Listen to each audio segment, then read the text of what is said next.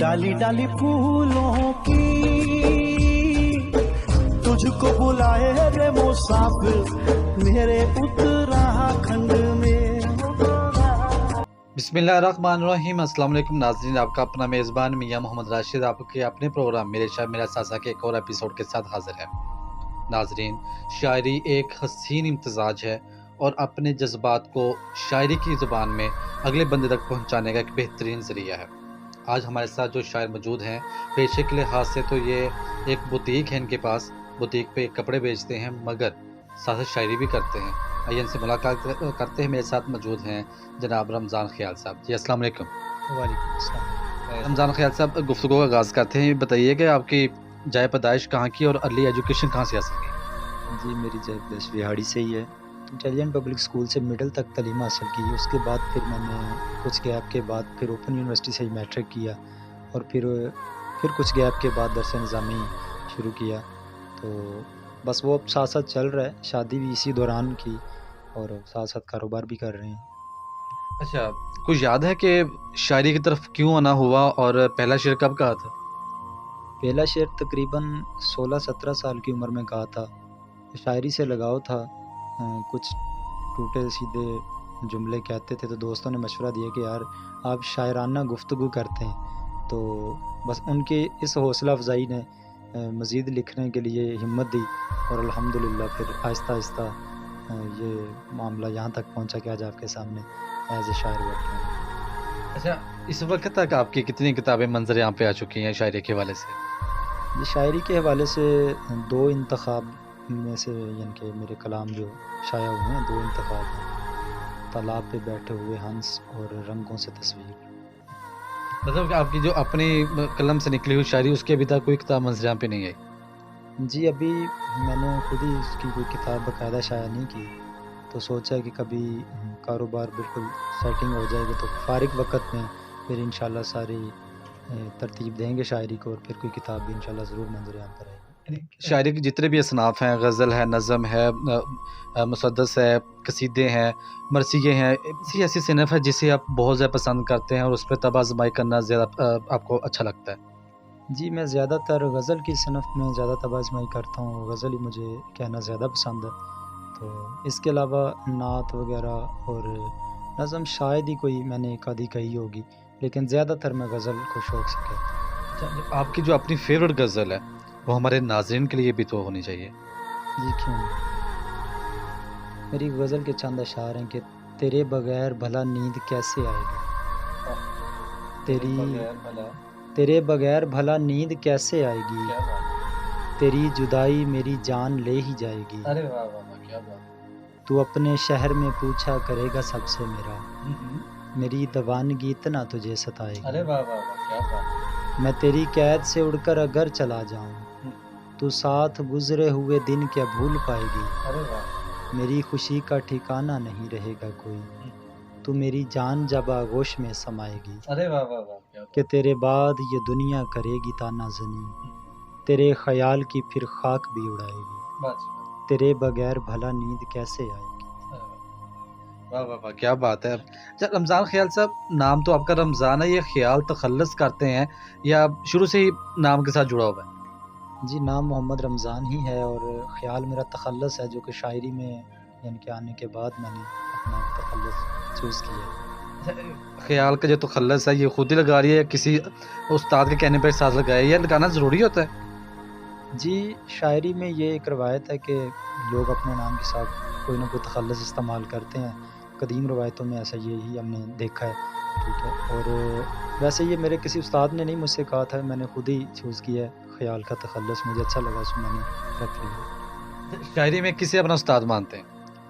तनवीर सेठी साहब बिहाड़ी के most senior शायर हैं, तो उन्हीं से मैंने यानी कि अपनी सलाह लेता हूँ, उन्हीं से कुछ ना कुछ सीखने का मौका मिलता रहता है। अच्छा, वो शेर है ना जी कि इश्क नहीं आसान बस इतना समझ लीजिए, एक आग का दरिया है और डूब के जाना है। यहाँ पे मैं इश्क को आग का दरिया कह रहा हूँ, कभी आप भी इस दरिया में गोताज़न हुए हैं? जी, गोताज़न हुए हैं, बल्कि मैं यूँ कहूँगा कि एक आग का दरिया है और तैर के नहीं बल्कि पैर के जाना है, तो हम इसमें पैर के जा रहे हैं। क्या बात है! जी। अच्छा, ये जो इश्क हुआ شاعری سے پہلے ہوا تھا یا شاعری کے بعد ہوا، اور وہ پایا تکمیل تک پہنچا کہ نہیں؟ شاعری کے پہلے بھی شاید سے عشق کا نام دے دیں چھوٹے چھوٹے، ٹھیک ہے نا، حادثات ہوتے رہتے ہیں زندگی میں جو بندے اسکول کالجز میں جاتے ہیں تو، لیکن ویسے جس حوالے سے آپ پوچھ رہے ہیں وہ شاعری کے بعد ہی ہوگا۔ اچھا، وہ پایا تکمیل تک پہنچ گیا ہے، یا وہ جو آج کل آپ کے وہ شریک حیات ہیں، یا عشق انہی کے ساتھ ہے یا کہ وہ کوئی اور تھا؟ شریک حیات کے ساتھ بھی الحمدللہ بے پناہ محبت ہے جی، لیکن وہ عشق کوئی اور تھا، اور وہ ابھی تک تو امید پہ دنیا قائم ہے جیسے کہتے ہیں، ہم بھی اس امید پر قائم ہیں کہ کبھی نہ کبھی انشاءاللہ اللہ نے چاہا تو پورا ہو جائے گا۔ اچھا جی، مطلب کہ آپ کی دوسری شادی کا ارادہ ہے، دیکھ لیں بھی، سن لیں، یا گھر رہے ہیں تو کوئی پکڑ لیں۔ اچھا، آپ کی اب کوئی اور مزید جو آپ پسندیدہ غزلیات، یقیناً ساری آپ کی غزلیات پسندیدہ ہوں گی، کوئی اور جو آپ کی فیوریٹ غزل ہے جسے آپ اکثر گنگناتے ہیں یا آپ اکثر چاہتے ہیں کہ میں اسے محفل میں سناؤں ہمارے ناظرین کے لیے؟ جی، میں نے ایک غزل اپنے ہجر کے پیک دنوں میں کہی تھی کہ کسی کی یاد میں میرا یہ حال ہوتا ہے، پرندہ زخمی کوئی جو نڈھال ہوتا ہے، نظر کے چور تو نایاب ہو گئے جگ میں، کسی کسی کو یہ حاصل کمال ہوتا ہے، اگرچہ چھوڑ دیا سب نے مفلسی کے سبب، گبول بیٹھے کہ گدڑی میں لال ہوتا ہے، اور وصال یار کی صدیاں بھی لمحوں جیسی ہیں، فراق یار کا لمحہ بھی سال ہوتا ہے، اور کسی نے چھوڑ دیا ہے مجھے ادھورا ایک خیال، کسی سوالی کا جیسے سوال ہوتا ہے، کسی کی یاد میں میرا یہ حال ہوتا ہے، پرندہ زخمی کوئی جو نڈھال ہوتا ہے۔ ارے واہ واہ واہ، کیا بات ہے خیال صاحب، کیا بات ہے۔ خوش لباس ہیں، خوشبو کون سی پسند کرتے ہیں؟ مجھے اوپن عطر زیادہ پسند ہے جی، تو میں زیادہ عطر یوز کرتا ہوں، اور اوپن مجھے زیادہ پسند ہے۔ اگر کسی کو کوئی تحفہ وغیرہ دینا ہو تو خوشبو میں کیا اسے تحفہ دینا پسند کرتے ہیں؟ مجھے تحفے میں سب سے زیادہ دینا اور لینا دونوں طرف سے ہی مجھے پھول پسند ہیں، اور گلاب کے پھول مجھے زیادہ پسند ہیں۔ اچھا، شوق مزاج ہے یا کہ بس ٹھیک ہے کوئی نہیں خیر ہے؟ بالکل شوق مزاجی بھی کرتے ہیں جی، جیسا ماحول ہوتا ہے ٹھیک ہے نا، اس کے ساتھ ساتھ ہی چلنا پڑتا ہے۔ اچھا، کھانے میں کیا پسند ہے، یا کہ خاتون خانہ نے جو بنا لیا وہ کھا لیا، یا کہ نہیں بھئی آج کوئی یہ بناؤ آج یہ بناؤ، ایسا کوئی؟ اکثر پوچھتے ہیں کہ کیا بنایا جائے، تو روٹین میں تو جیسے گھر والے بنا لیں بس ٹھیک ہے، لیکن مجھے اسپیشلی ویسے فاسٹ فوڈ زیادہ پسند ہے، باربیکیو وغیرہ، ٹھیک ہے نا، اور میں خود زیادہ کوکنگ کرتا ہوں ان چیزوں کے حوالے سے، خود بنا کر کھانا مجھے زیادہ اچھا لگتا ہے۔ کبھی ایسا ہوا کہ خاتون خانہ نے کہا کہ بھائی بڑی شاعری واعری کرتے ہو، کوئی ہمارے نام بھی کرو کہ ہمیں بھی شاعری سناؤ، کیا شاعری پسند کرتی ہیں وہ؟ جی، ان کو شاعری پسند ہے، لیکن شعر کہتی نہیں ہیں، اکثر جب کبھی ان کو رات کو نیند نہیں آتی تو مجھے کہتی ہیں کہ جی اپنی وہ فلاں غزل سنائیں مجھے، اور گنگنا کر سنائیں، میں سنا دیتا ہوں تو پھر ان کو نیند بھی آ جاتی ہے۔ رمضان خیال صاحب، پھر تو آپ جنتی ہوئے کہ آپ کی بیگم صاحبہ آپ سے کہتی ہے بھائی مجھے لوری دو، یقینی لوری ہوگی نا گنگنا کے سنانا، تو ہمارے ناظرین کے لیے بھی کوئی گنگنا کے غزل ہو جائے۔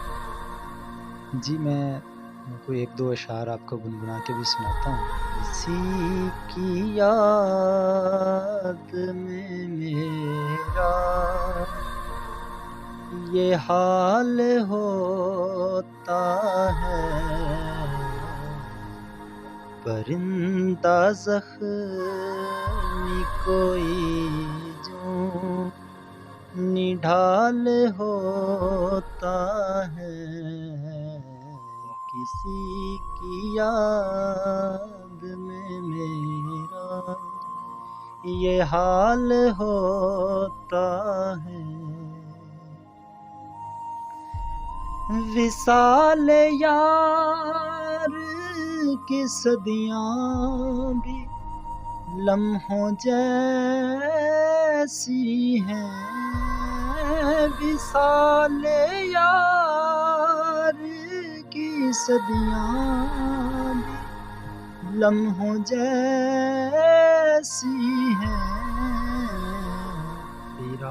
کہ یار کا لمحہ وصال ہوتا ہے، کسی کی یاد میں میرا یہ حال ہوتا ہے۔